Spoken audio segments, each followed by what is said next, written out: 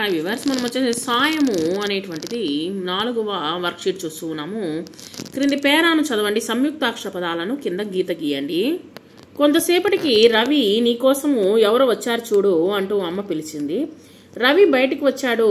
ఎదురుగా విద్యుత్ ఆఫీసులో పనిచేసే వ్యక్తి, అతనితో పాటు నిచ్చెనతో మరో మనిషి వచ్చారనమాట. రవి కళ్ళు ఆనందంతో మెరిసిపోయాయి. వచ్చేసారా, రండి సార్. ఆ వ్యక్తి నవ్వుతూ, విద్యుత్ ఆపు చేశాములే, పిచ్చుకను రక్షిద్దాం, నువ్వు కూడా రా అని అన్నారనమాట. అందరూ కలిసి బయటికి వెళ్లారు. ఆ వ్యక్తి నిచ్చెన వేసుకుని పైకి ఎక్కి జాగ్రత్తగా ఆ పక్షి కాలును తీసి పిచ్చుకను విడిపించాడు. కిందికి దిగి వచ్చి ఆ పక్షిని రవి చేతిలో పెట్టి, ఇదిగో మీ పిచ్చుక బతికే ఉంది, సంతోషమే కదా అన్నాడు. రవి ఆత్రంగా ఆ పిచ్చుకని చేతిలోకి తీసుకున్నాడు. మెల్లగా దాన్ని నేల మీద వదిలిపెట్టాడు. పిచ్చుక ఎగరడానికి ప్రయత్నించింది, కానీ కొద్దిగా పైకి ఎగిరి కింద పడిపోయింది. కుంటుతూ నడిచింది. కొద్దిసేపటికి అది మళ్ళీ ఎగరడానికి ప్రయత్నించింది. ఈసారి ఎగరడంలో సఫలీకృతం అయింది. కీచ్ కీచ్మంటూ గాల్లోకి ఎగిరింది. రవికి ఆనందానికి అవధులు లేవు. అమ్మ, పిచ్చుక ఎగిరిపోయింది అంటూ గట్టిగా చప్పట్లు కొట్టాడు.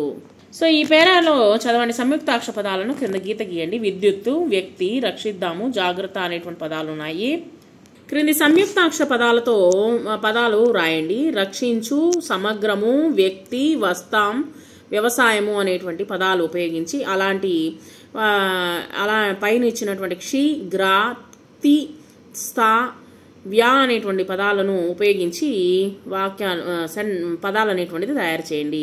రక్షించు, రాక్షసుడు, సమగ్రం, గ్రహము, వ్యక్తి, శక్తి, వస్తాం, నడుస్తాము, వ్యవసాయము, వ్యవధి. నిఘంటువు ఆధారముగా అర్థాలు రాయండి. సఫలీకృతము, కరతాళ ధ్వనులు. సఫలీకృతము అంటే విజయవంతముగా, కరతాళ ధ్వనులు అంటే చప్పట్లు. పై పేర ఆధారముగా క్రింది ప్రశ్నలకు జవాబులు రాయండి. రవి కళ్ళు ఎందుకు ఆనందంగా మెరిశాయి?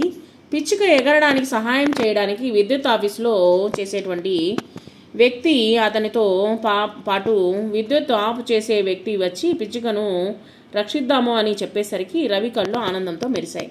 చివరికి పిచ్చుక ఏమైంది? చివరికి పిచ్చుకను రవి చేతిలో పెట్టుకుని, ఇదిగో మీ పిచ్చుక బతికే ఉంది అంటూ సంతోషమే కదా అన్నారనమాట. విద్యుత్ శాఖ వ్యక్తి అనమాట, విద్యుత్లో పనిచేసేటువంటి వ్యక్తి. రవి పిచ్చుకను చేతిలోకి తీసుకున్నాడు. తర్వాత ఆ పిచ్చుకను ఎగురవేశాడు.